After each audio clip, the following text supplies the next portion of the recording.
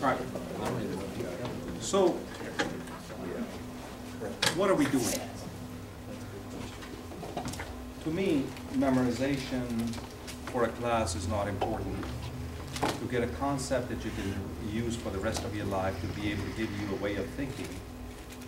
And for me, it's always been hard to think about abstract stuff when I don't know what exactly somebody's talking about, and they say, here, let me tell you 3 steps to get there. I don't know where we are, I don't know where we're going, and they give me 3 steps, and I said, okay, I'll tell you on an exam what the 3 steps are, but I really can't use them. Here, we have not, at this moment, done anything beyond a Lego exercise, which is very simplistic, but it visualizes. And now that we know that we have the ability, and we have a principle that says reduce lead time, and everything else will become better, we want to put context to it. I don't want you to go back and say, well, I kind of know. I want you to be able to say, this is a principle, one of the principles we learned in class. I know that I need to kind of reduce, it may not be single piece flow, but I need to reduce what? Batch size. That's one of the keys to reducing lead time. I need to figure out how to balance it, realizing that in manufacturing it's a lot easier to balance than in a workplace where you have independent people reporting to independently to different people. So balancing within your environment has a different context than what Lean says. And then you say, hey, I've got a set of tools to allow me to do that. I've got a set of tools to allow me to do this, but I also understand there are fundamental basic stuff that has to be done to every process so I can get this done. Now, I'm going to go back up this way, and it says, okay, if I reduce my lead time, the next thing that I really need to do is something called production leveling. And it has a lot of key fancy words to it, but that's what it means. Let's talk about this. What does production leveling mean?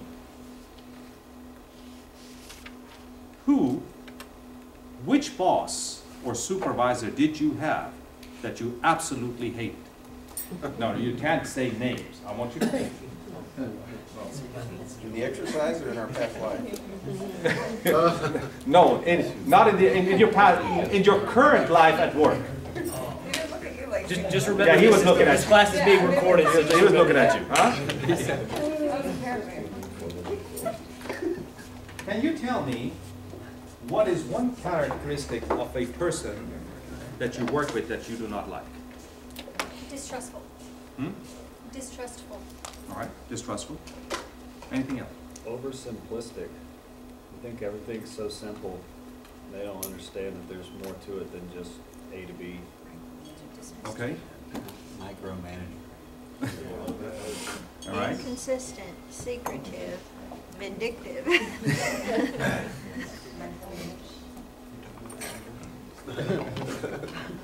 I was looking at, I'm still going through a jet lag, so I sleep at 7 o'clock in the evening and I get up at 1 o'clock in the morning. All right. Because you still think that you're 12 hours behind. And as you're trying to wake up and you see the debate going on, one says, well, this was not something I said about the president and it's not personal, and somebody says it's personal. And this is the issue that we have. These are personal things that you have said about your supervisor, but what you really don't like is somebody that does not give you production leveling, which means doesn't tell you anything, doesn't tell you anything, doesn't tell you, all of a sudden you got so much stuff to do that you do not know how to complete it. That is one of the characteristics that you do not like, because all of a sudden, hey, tell me what to do, tell me what to do, oh, nothing, and all of a sudden here's 12 things you need to do. And when you put under that stress, you don't like it, and no system likes that kind of behavior. So the key that we want is to understand, if I have a process, that process is not a yo-yo. Right? that a process has some capacity. To the best of my ability, I have to deal with whoever it is, and I have to level the amount of work that I give them. So here we're talking about leveling the amount of work that I give to my process. That's one of the key concepts. Because if in our work environment, what do we perceive? We perceive infinite capacity. Do I look over at this gentleman and say, hey, could you tell me your capacity? What do I assume when I'm working? If I need something, could you do this for me? What have I just assumed? He's sitting there waiting for me to give him something. Like I said, he has nothing else to do. We assume infinite capacity with every process that we deal with and with every human that we deal with. A key concept in the area of lean beyond getting, let's assume that I could reduce my lead time in my process. So we're all here, and we designed a process, right? I hand it to you, you hand it to you, we got a beautiful assembly line working. That assembly line is going to be messed up if somebody walks into that door and we have nothing to do, and walks into the door and gives us 20 times our capacity and says you have to do it by tomorrow. So, one of the things that we have to do here is what? Reduce variation. We reduce variation, and I'm going to show you how variation comes in. But currently, at this moment, my entire focus for the next couple of weeks is on lead time, so we have a clear vision of it. Then we're going to go into reduction of lead time, all right, and how variation. So I'm going to bring you lots of laws of variation. But that's absolutely, but you're absolutely correct. Now, once I do this, they talk about, and I'm going to leave this out for a while, they talk about a Kanban system. This is all really, in essence, the same. The Kanban system that leads to a pull system, that leads to a just-in-time system. It's the same wording that they're using to describe this. That means, let the customer pull the product. All of this is referring to the customer pulling, rather than in your work environment. How do you work? Can you describe your work environment?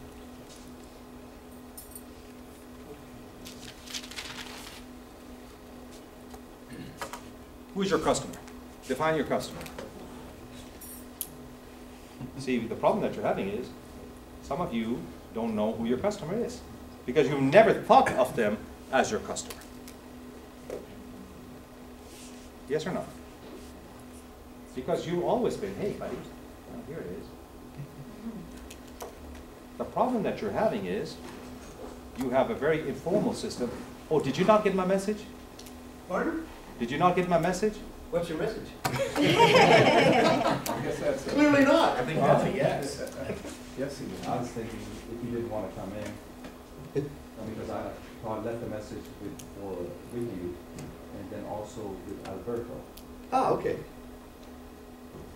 Well, I didn't go over to Emperor today. I was just in town, so it's not far. So you tell me however you want to do it, because I'm planning to work with them in the area of lean. Alberto is going to come back tomorrow, next week, and try to work with them. You just tell me how to Yeah, do that's it. fine. You go ahead and keep going. Are you sure? Yeah, I'm fine. I mean, I didn't want you to come through because of what I saw, It's but bad. you're here. It's still bad. Yeah. We're going to keep an eye on, if the students would just tell me when things are really getting bad, we'll just shut down. But until then, we're going to continue. Yeah, Every tells us not to come into work. It's like this, just work from home. And see, my wife just texted me. She said, Sippy, she's making it through, but there's cars parked everywhere. Yeah. So, yeah. Rico on home. Yeah. Yeah. because she's got four-wheel drive, she got all-wheel drive, so. Yeah, just go on home and Yeah. we'll work it out with the students because they told me that, Alberto told me that one time when I was overseas, we also missed a class. Yes. It just is, we were here up to 12:30 and then we left. Yeah. So we Right. missed So I didn't miss just it. this class.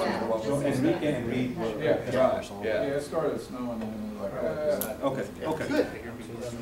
Well, and I did get the homework picked out, so I posted them under assignment, so if you want to get started on those. And, you know, I haven't worked them all, obviously, I've read them all, but, so if I find out one of them's stupid, I'll not cancel. You know how they do sometimes, and so if you get to working ahead of me and you find one that's really poorly worded, like that one last week, which was just wrong, let me know, and we'll drop it or change it, don't waste 20 hours on something that's futile.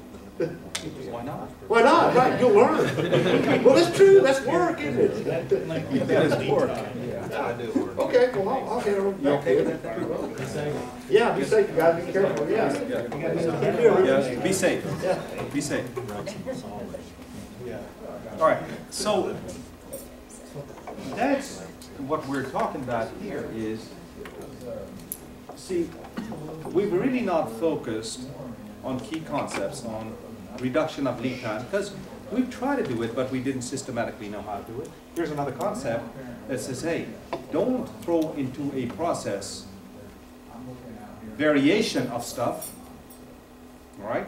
And don't throw things in which they're not capable.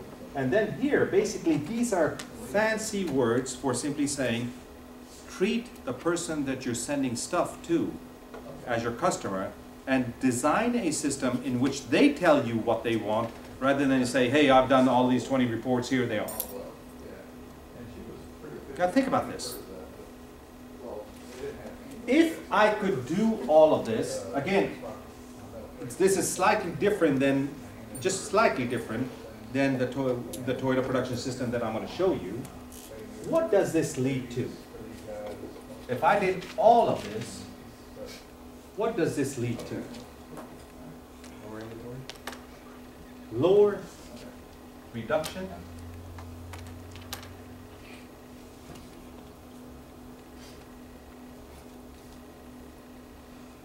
What is reduction of inventory?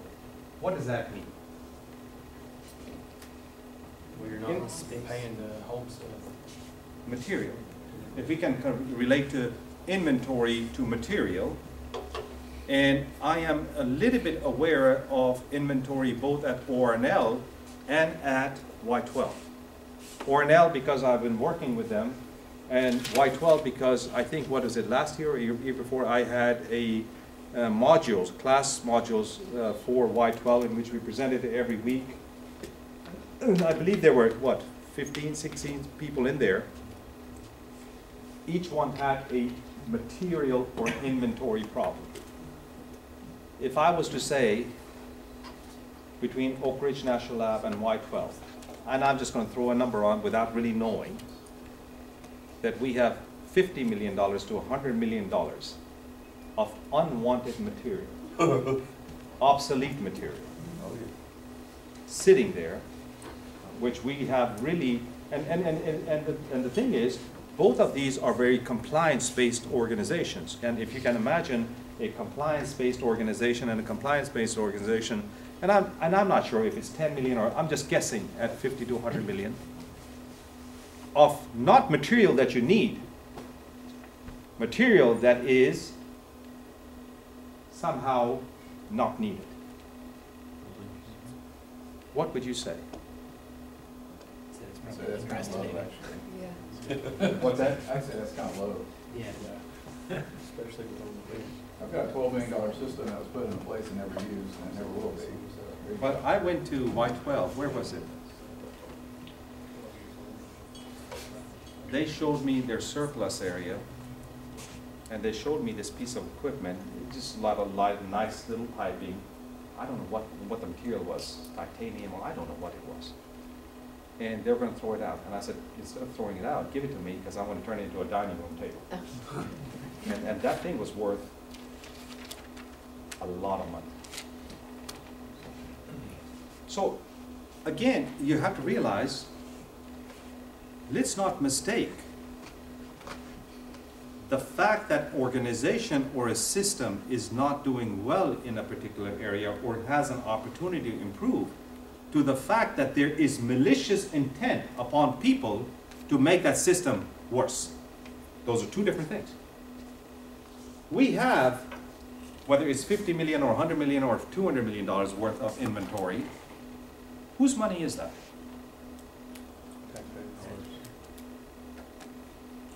What if you were a private organization? Somebody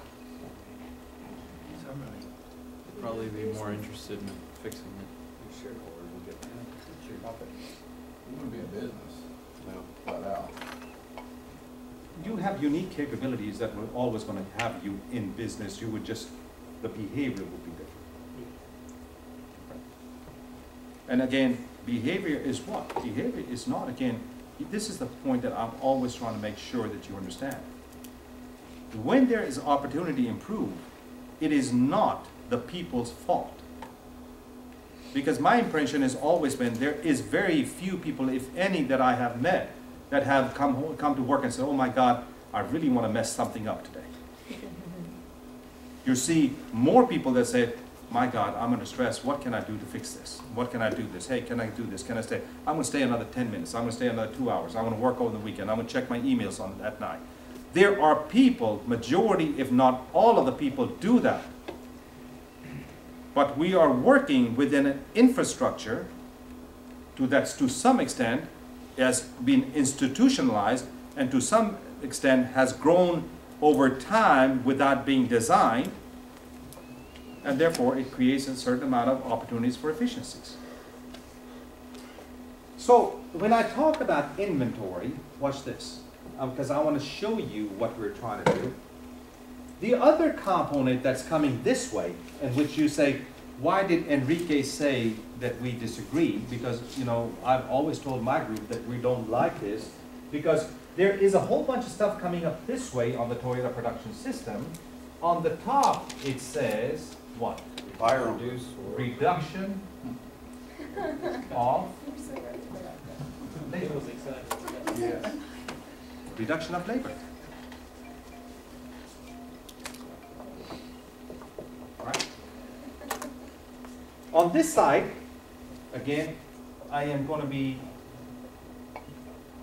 they talk a little bit about quality, right? Reduction of variation, but they're not really good at describing how to do reduction of variation. Just a few blocks on this side, but at the same time, somewhere along the line, it says employee morale. If you notice that Toyota production system, it says enhance. How do you enhance employee morale when the template that you have, that you use to do this, is explicitly telling you to reduce what? Resources. What two resources? We're only talking about two resources in this entire class. People and material. And if I can reduce people and material, I have reduced cost. And if I have reduced cost and somehow I can enhance revenue, all right, I have increased profitability. This is the Toyota production system. Again, I have left a few things out here, I have left a few things out here, but this is the weakness of the Toyota production system. This is the weakness of the Toyota production system. The strength of the Toyota production system is this internal part that leads us to reduction of inventory. Now, my disagreement with the Toyota production system is that this cannot be part of an explicit plot. That is not the intent.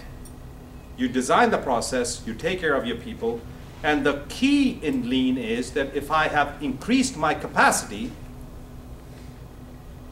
I may not need these 2 people at this moment, but because I have increased my capacity, let's start another business.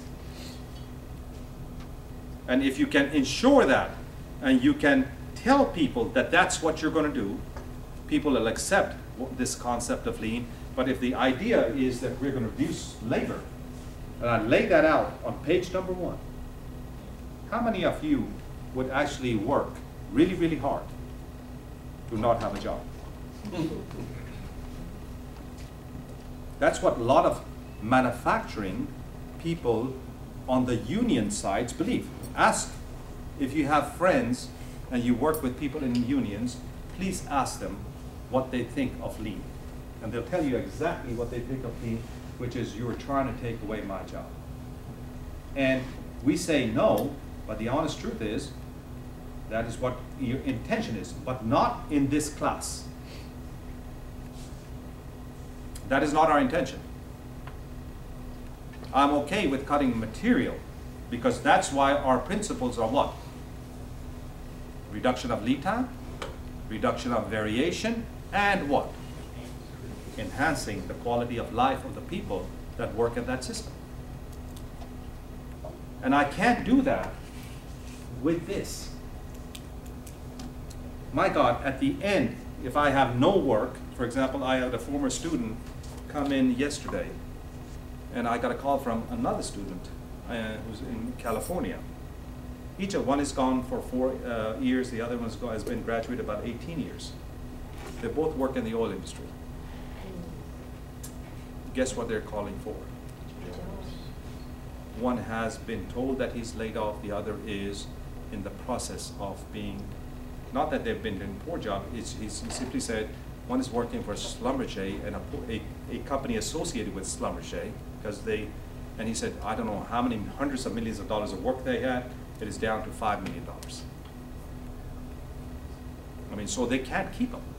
In that particular case, you have the right to tell somebody, I really don't have anything for you. Okay? But you cannot design explicitly to take away somebody's livelihood. Are we okay with that? So, this is the Toyota production system. What you have done is, in the Lego, what did you do? This portion right here. That's what you did in that Lego exercise. So you have now a visual which somebody says, and every one of these has something that has substance on how you design it. Are we okay? Now,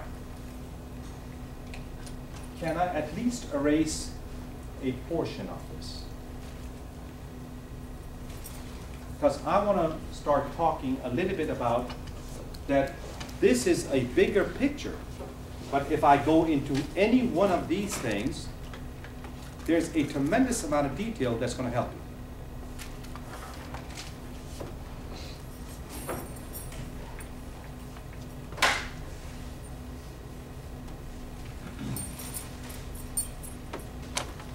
Again, I'm going to not use the lecture notes because I simply have not spent a lot of time with you. I want to get to know you and talk to you and kind of explain what we're doing.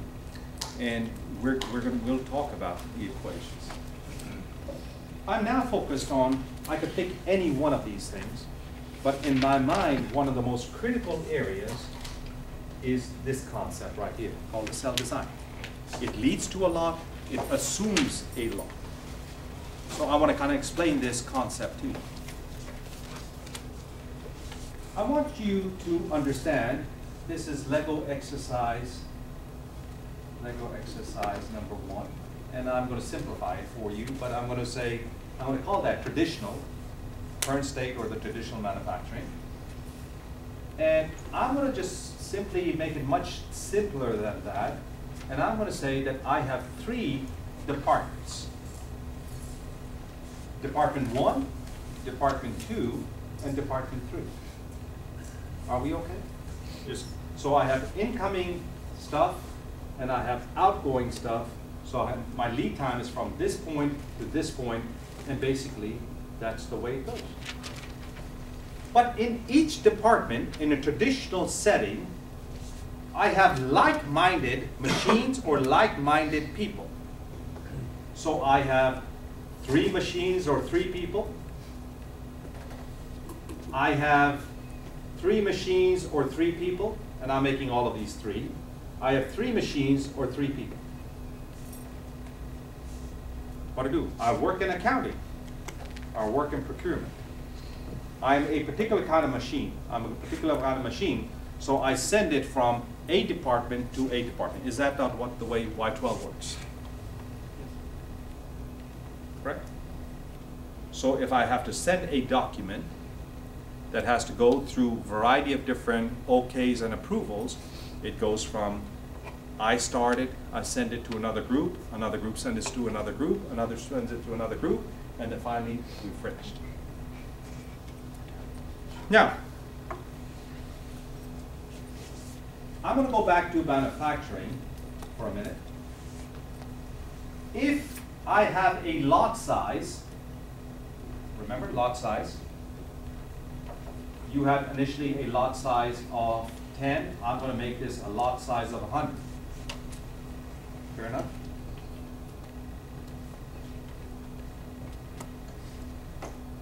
So that's one fact. The second fact is that in department 1, 2, and 3, every piece takes 1 minute to process. These are the 2 facts. So I bring in 100 parts here, fair enough, and I schedule it to this machine, and it takes me 1 minute per part, 1 minute per part to be able to produce these particular parts. Could you please estimate, based on what you have learned, the lead time that you expect for the lot of 100 to get out of there? So this lot that I have, right, this lot right here, has to go here, here, and here, and has to be finally finished. And I'm asking you, how long do you think the lead time is? Could you spend a few minutes thinking about it and give me an answer? Does the piece have to go through each machine or just one machine? One machine, and I'm assuming, because I don't schedule it to 3 machines, that the lot size would go to machine circle A, check mark A, XA. So those are the machines that they're supposed to go to. So they're going to a specific machine in that department. So is the 1 minute for the entire throughput? No, 1 minute so per it will station? take 1 minute per part here, fair? 1 minute here, and 1 minute here. 5.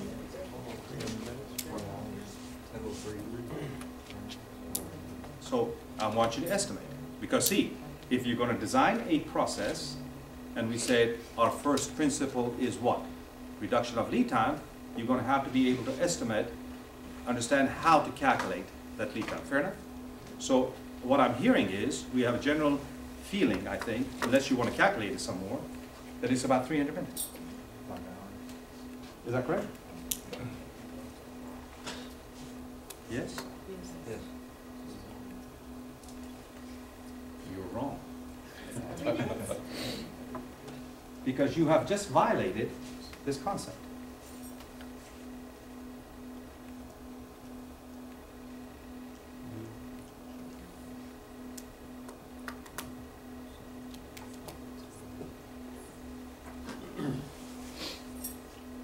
You would just fit what?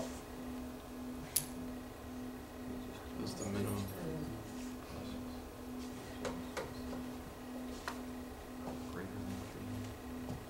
And where is it that you're supposed to improve things? We can improve any of these things, but our primary focus on improvement would be that we believe that's the culprit. That is our symptom, that's where we can go to be able to fix it. But what you did is, on this process, ignored this, ignored this, ignored this, and you started looking at the lead time and say, it's 300 minutes. Now, I'm going to show you an example. I don't think everything is exactly correct, but I'm going to make a lot of assumptions. So I'm going to, if it's okay, I'm going to erase this right here.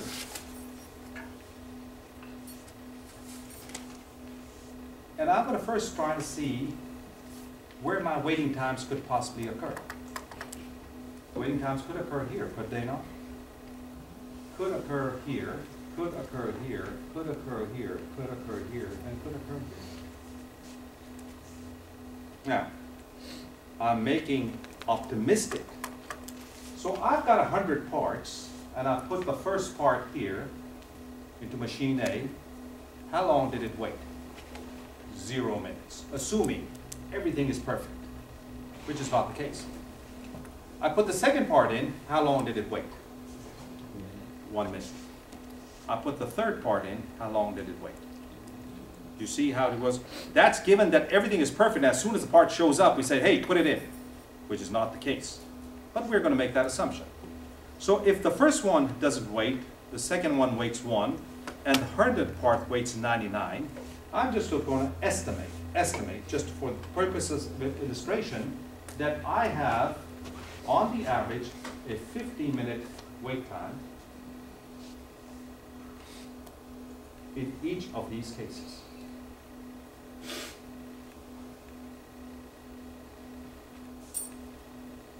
Did you see that? Did everybody get that? Everybody okay with that? Simplistic, making assumptions, but that's what we're doing, to illustrate the point. And then I said, okay, there was some transportation, 1, 2, 3, and 4, and I'm just going to make and say that the transportation was 10, 10, 10, and 10. Sorry. Everybody okay with that? And then the ones that you had identified was what? 100 process time, 100 process time, and 100 process time. Okay, and again, because I'm only assuming one product, I don't have any setup time. Otherwise, now I have taken care of this, I've taken care of this, I've taken this, and I'm assuming, because we only have one product, that I don't have a setup. So if I added these up, that'd be 100, 200, 300. There'd be 40. Sorry. That'd be 300. So that would be what? My lead time. If everything was great, what be 640. Do you see that? Now, is it an exact science? No. All I'm using is to understand my lead time. I want to make sure that you're not only focused on your process times, you're focused on what? The whole concept. And you said, I want to reduce my lead time. So if it's okay, what I'm going to do is I'm going to erase this portion of it on this side.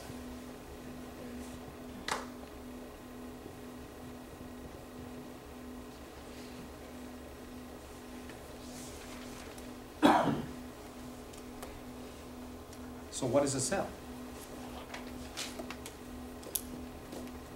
The cell is something, again, very simplistic, because we're trying to do what?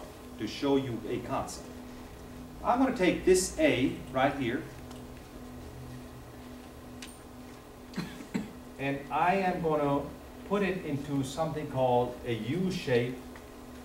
All right. And I'm going to take the next one, and I'm going to take the next one, which is XA, and I put 3 pieces of equipment, 3 people, right next to each other.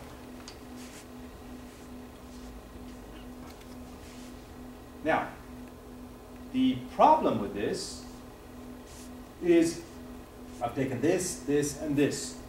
The question is, how many different types of cells, because I can't just go from this to one cell. How many different type of cells do I need? Well, it depends upon something that we're going to talk about, which is product families. How many similar product families do we have? For every type of similar product family that we have in terms of how it's made, we're going to have a cell type. So I may end up with several. In this case, let's just make an assumption that I have 3 different type of cells. 3 different type of cells. I didn't say 3 cells. Because I could have 2 of these, 4 of these, and 1 of these. I could have many, many cells. So, what is the benefit of this? Well, let's make it fair. I am going to bring it here in a lot size of 100. I'm going to still store it in a lot size of 100 and move it to some place. I'm still going to move things, and I'm going to still move things. But I want you to see something. The way this thing works is as follows. First part is taken and put here, right? What happens to that part after 1 minute? What happens to the part that's been waiting?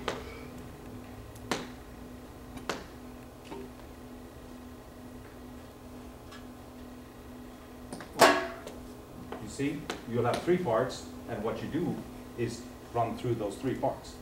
So if I did this, my first part is produced in how long?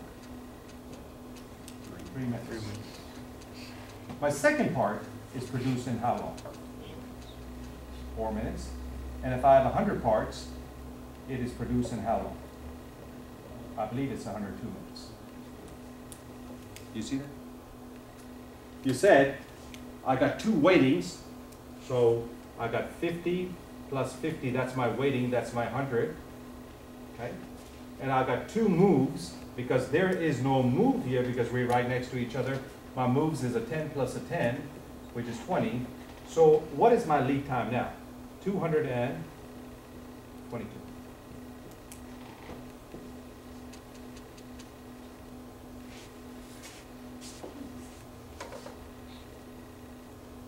Now, let's take this in. I want you not to just see it.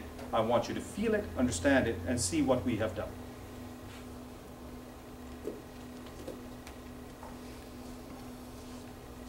Ask me questions.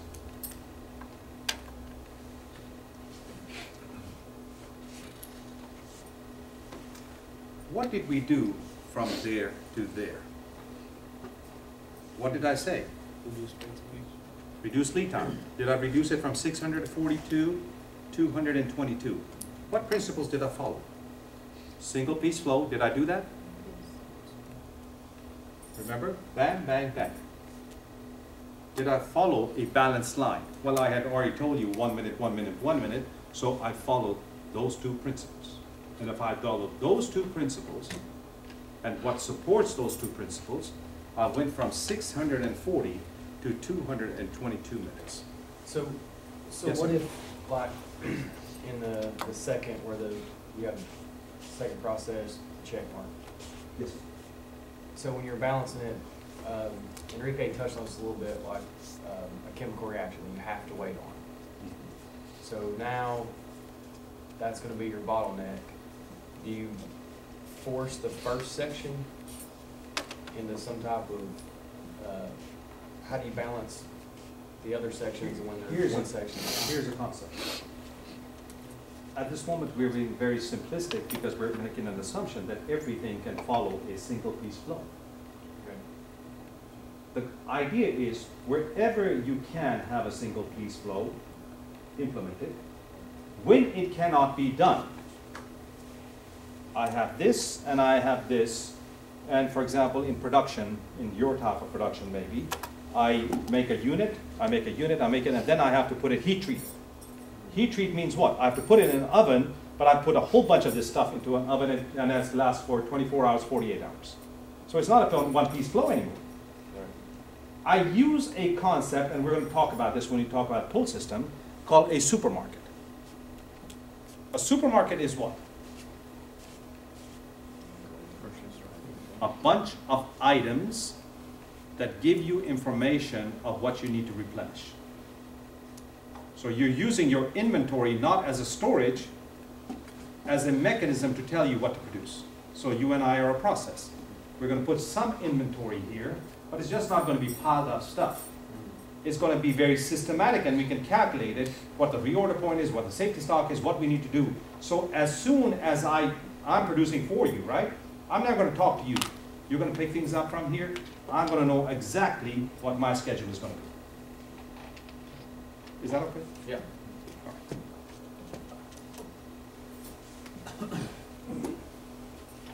So now, tell me about this. Is this Lego exercise, another simple exercise, but every one of them seems to follow this and this. Now, this and this is difficult to do. It's not so easy to do, but this and this is what it is. Now, what do you think is the problem? How many of you would say, let's do this? Versus this.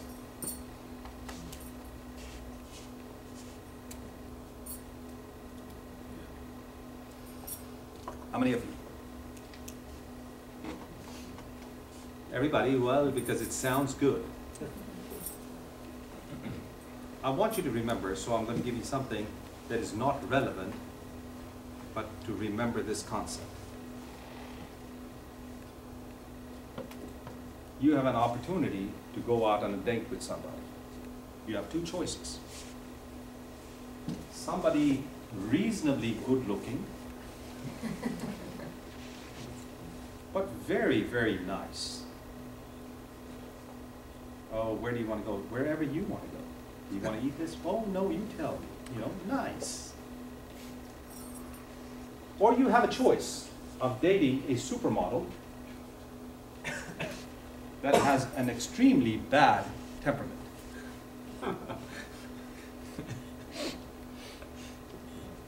Which one would you choose? Is it one day? It is a one day. You tell me. One day.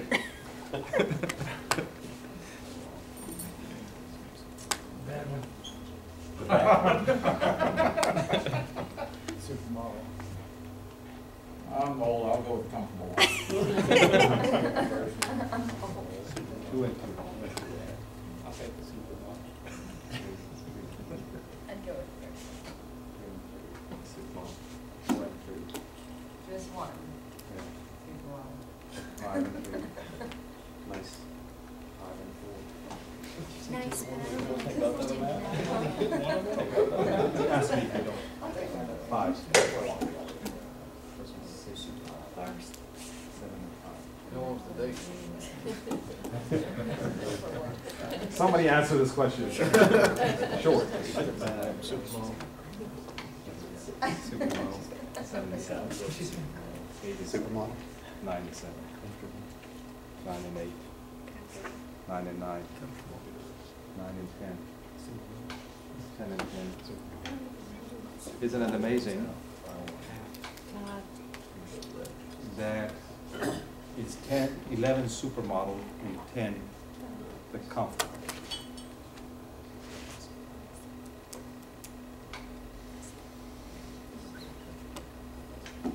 The analogy.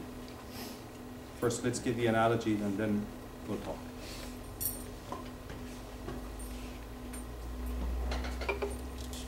Part comes here, machine is down. Hey, it's okay, send it to this machine. This guy's, not here. Hand it over. Very, very flexible, not efficient, but a very nice. Hey, we don't have material, we'll make something else. We don't have a person, let's make something else. We don't have equipment, we'll make something else. This is a system that is very accommodating. Watch this. So if a machine was down, I can put it on this machine because they're very similar machines. When I do this, there is a big barrier between these two now. Tell me what happens if this machine is down. It has shut the entire line down. Now here's a story that I can tell you, because this is something that I was involved with, all right? Maybe 10 years ago, maybe more, up in Indianapolis, there was a company that had two parts. They had a facility, drew a line in between. They put millions, maybe $50, $100 million into this facility. They took their best employees, and when you walked in, oh my God, it was like, wow, you know, the newest equipment, the best employees, lighting, everything, facility was there. They had this, and the other side of the wall, that's what they had, the old equipment and stuff like that. Which one do you think outproduced? Why? Because every time a part came to this cell, there was a quality issue. So they had to shut the part down, so therefore they couldn't produce anything, and the vice president that actually made that changes was fired.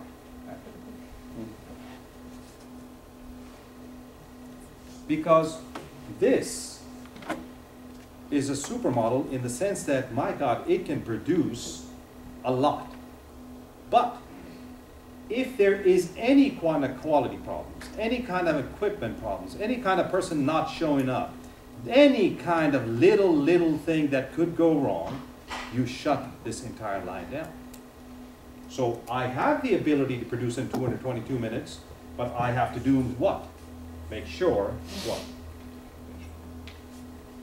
Your base is set right. The basic X and O's are covered before you do that.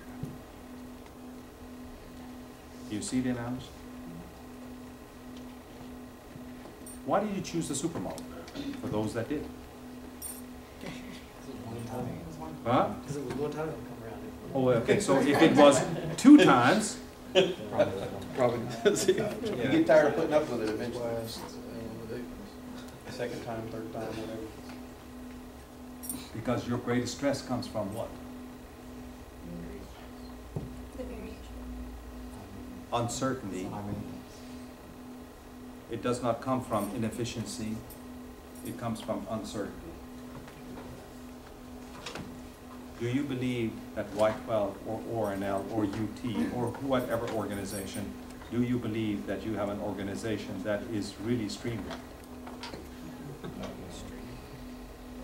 Okay. What, I mean, again, let's not mistake the fact that we're talking about Y12 or ORNL, because there are hundreds, if not millions, of organizations out there that are similar to us.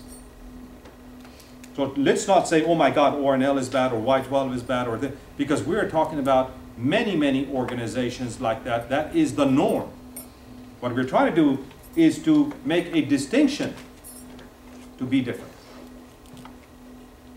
If you know that that's the case, then we can talk about UT, we can talk about different places. Why have you not done anything about it? People are reluctant to change.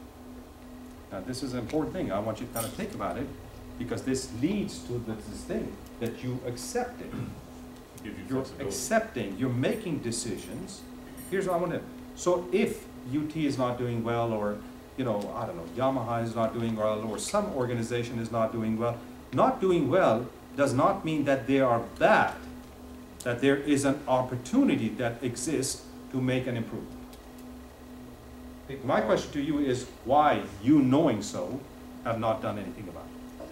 People usually fall into 2 categories. Either they're waiting on somebody else to change it, or it's always been this way, it's always going to be that way. Accept it norm. So, what should we call you or me if I know something is wrong, I complain about it, but I don't do anything about it? All right? What do you call us? Disgruntled.